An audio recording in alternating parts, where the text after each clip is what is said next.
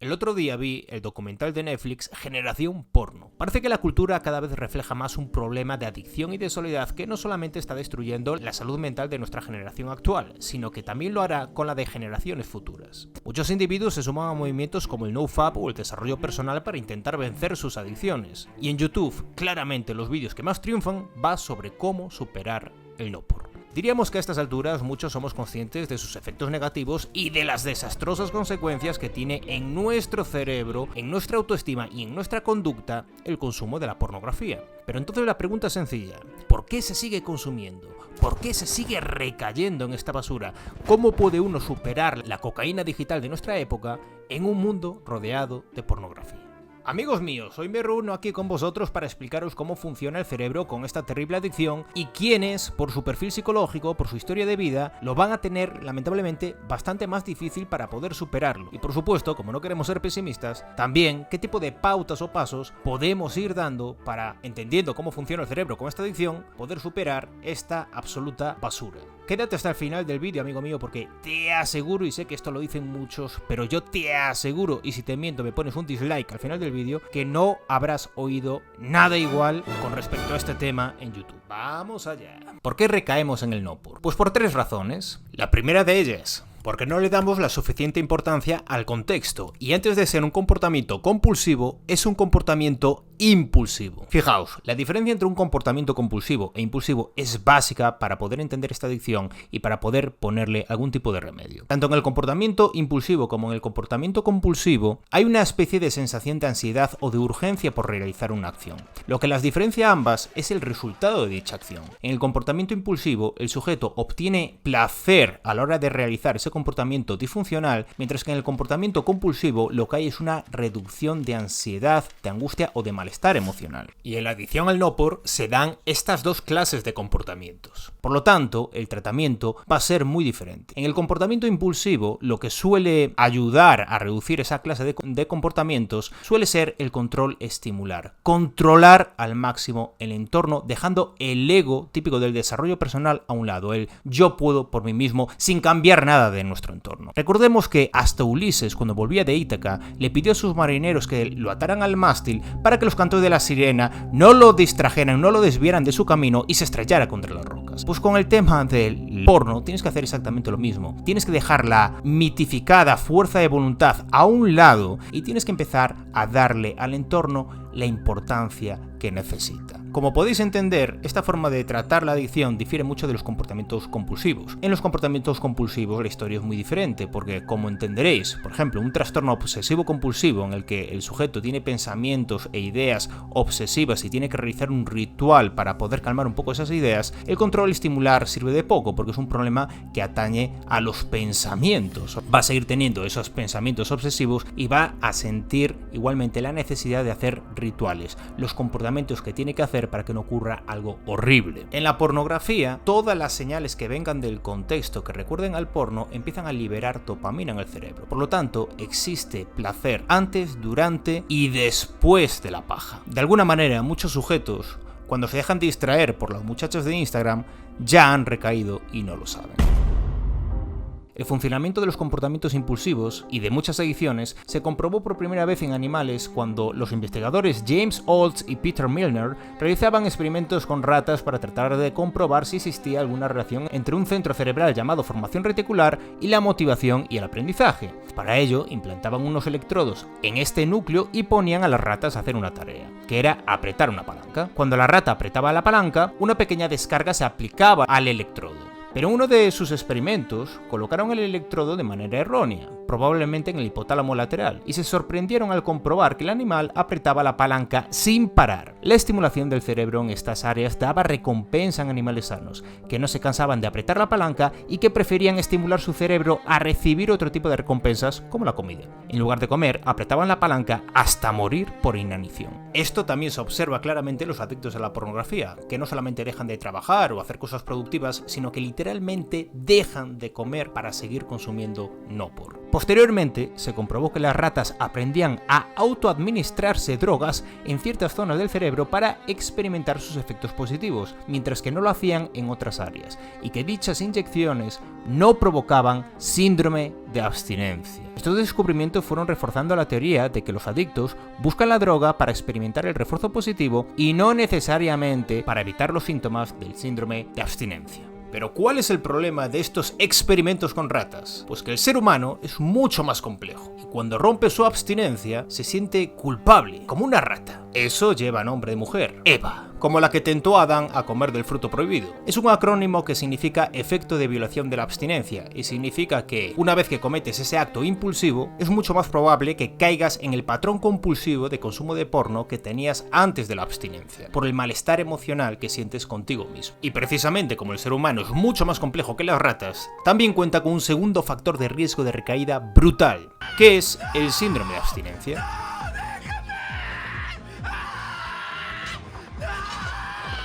Para empezar este punto, me gustaría aclarar que es muy posible que en el pasado fueras capaz de hacer un consumo controlado de Nopur y que hoy en día te estés preguntando por qué ya se te va de las manos. Para esto tienes que entender un principio cerebral básico. Las neuronas que se disparan juntas tienden a conectarse juntitas. Para entender cómo funciona tu cerebro con la adicción al Nopur, me gustaría que te lo imaginases como un bello árbol de Navidad con sus luces. Los diferentes patrones de las luces del árbol son las neuronas activándose y determinan tus emociones, tus pensamientos y tus comportamientos. Y ahora imagínate que, dependiendo de quién llegue a casa a cenar, el árbol activa unos patrones de luces u otros. Cuando llega Joaquín y María, el árbol emite unos patrones, pero cuando llegan las bellas Katy y Fátima, activa otros muy diferentes. Y ahora viene lo más interesante de todo, amigo mío, que cuando el árbol activa repetidamente esos patrones de luces, ciertas ramitas del árbol empiezan a acercarse y entrelazarse entre ellas. Esto es lo que le pasa a tus neuronas dopaminérgicas cuando ven mucha pornografía, que empiezan a establecer conexiones y cuando dejas de consumir Nopur, es decir, cuando deja de ir a la cena Fátima y Katy, te pide el jodido árbol que vuelvas a invitar a esas bellas muchachas que además llegan a la cena con la mala costumbre de ir en tanga. Y la única forma, lamentablemente, de que las ramas vuelvan a separarse y a volver a ponerse en su sitio es dejar de invitar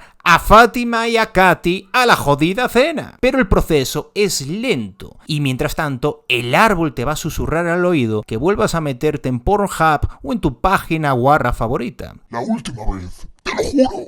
O a meterte en TikTok, donde últimamente Katy y Fátima no escatiman en esfuerzos de intentar poner cachondo al personal con sus bailes eróticos o sus guarradas varias. Pero este proceso de separación de las ramas es lento, amigo. Y durante este proceso vas a tener tentaciones, impulsos y deseos. Y esto es precisamente lo que tienes que aguantar, al igual que hizo el nazareno aguantando las tentaciones del diablo en el desierto durante 44 días, hasta que las ramas vuelvan a separarse. Es decir, hasta que se debiliten las conexiones de las neuronas dopaminérgicas que te están haciendo la cama en el cerebro. Y te aseguro, amigo mío, y puedes ver testimonios en el foro NoFap, que cuando se debiliten esas conexiones neuronales, ya no tendrás tantos pensamientos ni deseos de consumo, echarás la vista atrás y dirás, coño, qué tonto he sido pensando que ya nunca más iba a volver a ser feliz sin ver a esas guarras en internet. Lógico, porque tus pensamientos estaban distorsionados por las emociones, sentimientos y deseos que sentías en aquel entonces cuando todavía estabas encadenado al Nopur.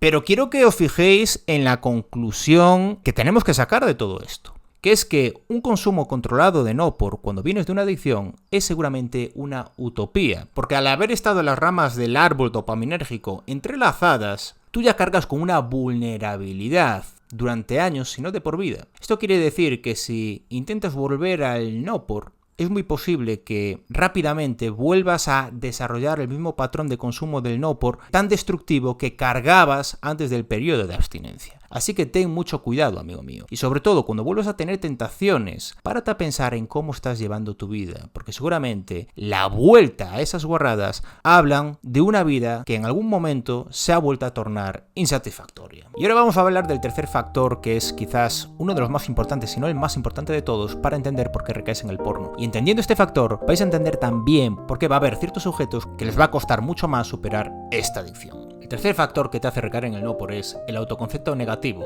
o en otras palabras, la identidad de incel, simp o perdedor. Con este punto quiero animarte a que tomes un poco de distancia con algo que no solamente te está haciendo recaer en el no por, sino que también te está condenando a una vida sumamente insatisfactoria, que es tu propio autoconcepto, todo el conjunto de creencias negativas que cargas sobre ti mismo o, a lo que se llama en psicología, a tu propia narrativa.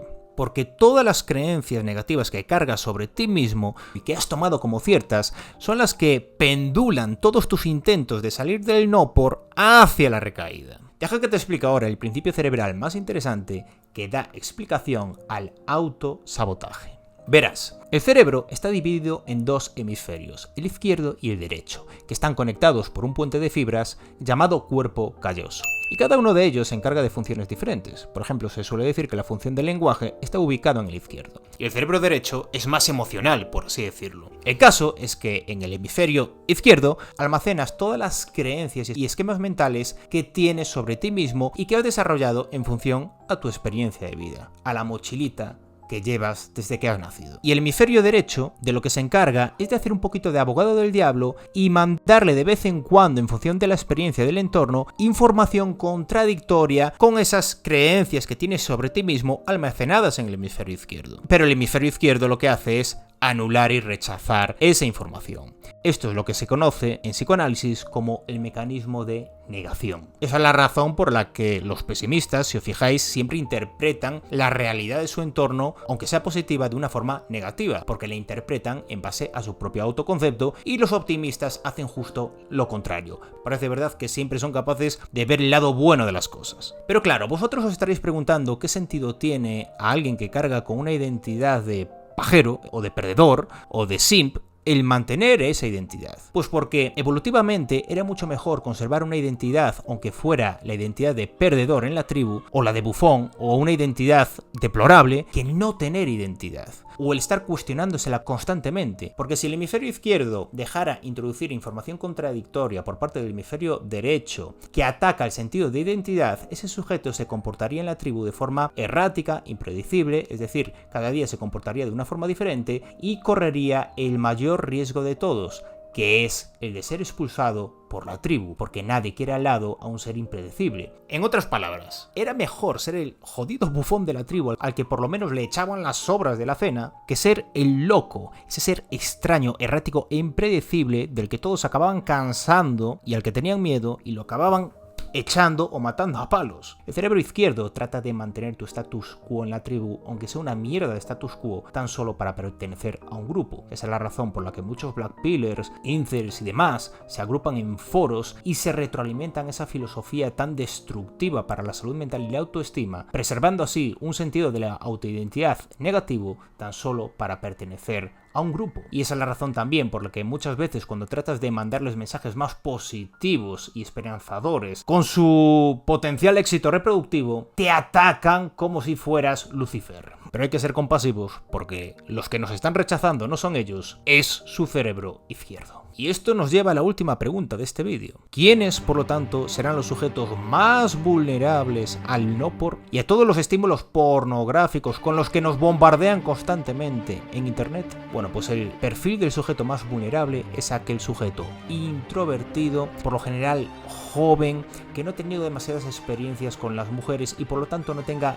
experiencias de referencia con ellas muy positivas. Es muy posible que este sujeto, además, si viene de una familia más bien invalidante emocionalmente, es decir, que haya contribuido a que desarrollara una autoestima baja o cierta clase de inseguridades sobre su valía como ser humano, ergo sobre su valía sexual, pues es posible que este sujeto sea más carne de cañón para intentar cubrir ese vacío, saciar sus necesidades sexuales o buscar de alguna manera el afecto que no ha obtenido en casa o que no consigue conseguir con chicas en la vida real en internet. Porque además uno de los grandes problemas que tenemos hoy en día es que la pornografía ha dejado de ser impersonal a ser una pornografía parasocial, cercana, directa, parafílica y además rápida. Ahora la actriz porno no solamente fornica, sino que también da a conocer detalles de su vida. Y por lo tanto, su potencial adictivo puede ser mucho mayor, especialmente, insisto, en aquellos sujetos que están rotos, que cargan con heridas traumáticas y emocionales sin sanar. El tipo de porno de hoy en día trata de reforzar esa identidad de perdedor para crear consumidores de por vida. Fijaos que estas muchachas muchas veces insultan a sus seguidores. Y lo más llamativo es que a muchos de estos sujetos les gusta que las actrices les llamen simp, perdedores y demás. Es como que les pone cachondos, ¿no? Porque de alguna manera esos mensajes son congruentes con cómo se sienten, con la identidad que se han formado. Y seguramente eso les ate a un complejo parafílico del que si no reciben ayuda o no ven la luz al final del túnel va a ser muy difícil salir. A eso júntale también los contenidos pornográficos rápidos que hay en plataformas como por ejemplo TikTok, que es una de las peores plataformas al respecto, porque su algoritmo emite vídeos muy cortitos y de forma impredecible, generando en el cerebro lo que se llama un refuerzo intermitente, que es el refuerzo más adictivo de todos. A eso súmale a ese tipo de refuerzo la carga erótica, es decir, TikTok es una red que puede atrapar a muchos pececillos que llevan una vida sin sentido y que seguramente les arrastre a otras plataformas donde puedan sacarle más dinero, como por ejemplo OnlyFans. ¿Cuál es la solución a todo esto? Entendiendo cómo funciona el cerebro y cómo hay una parte del cerebro que va a intentar sabotear al sujeto que tenga una adicción al no-por. Como podréis entender, una de las cosas más importantes es cuidar muchísimo los contextos y si hay una adicción empezar a moverse en contextos muy diferentes. Uno de los contextos que puede cambiar radicalmente la vida de un sujeto adicto al no-por es la terapia, porque la terapia por lo general ayuda en primer lugar a empezar a hablar del problema, a superar la barrera de la vergüenza y empezar a sacar a la luz no solamente el tema de la adicción al no-por, sino también todas las inseguridades, miedos y heridas emocionales que de alguna manera estaban encadenando a este sujeto al consumo de esta porquería. Y segundo, el espacio terapéutico brinda también un espacio validante, comprensivo. Quizás esa persona no ha recibido demasiado a lo largo de su vida y el amor, ya sabemos, como hemos visto en muchos vídeos de este canal, que es la fuerza más potenciadora, regeneradora y sanadora de todas. Dice Viktor Frankl que el amor es el que permite ver la verdadera personalidad del individuo y hacer emerger sus potencialidades. Así que la terapia es fundamental, elegir los contextos es fundamental y unirse a algunos movimientos anti-no-por, como por ejemplo el NoFap, puede ayudar a que esa persona empiece a distanciarse un poco de una identidad grupal negativa, como el grupo de incels, por así decirlo, y que empiece a acercarse a personas que quieren desarrollar una identidad más positiva. Porque hay una cosa que no os he dicho, que es que cuando el cerebro izquierdo recibe demasiada información contradictoria por parte del derecho, tiene que dejar las defensas a un lado un momento determinado y empezar a replantearse y a reestructurar y reanalizar todas las creencias que tenía sobre sí mismo, para bien o para mal. Es decir, que cuando tú empiezas a recibir mensajes contradictorios con tu identidad negativa, el cerebro izquierdo dice basta y empieza a creerse que igual es un sujeto que merece más la pena que lo que le dicen esas jodidas modelos de OnlyFans. Empiezas a crearte una narrativa mucho más sana sobre ti mismo y eso seguramente te motive para empezar a remar en una dirección muy diferente. La pornografía es la droga de nuestra época y las cosas se van a poner mucho peor. Así que si este vídeo os ha podido aportar algo a los que estáis pasando por esta clase de adicción, yo me alegro muchísimo. Si os quiere, amigos míos, cuidaros mucho, nos vemos en el siguiente vídeo. Compartirlo por favor porque creo que este vídeo da un valor diferente en YouTube.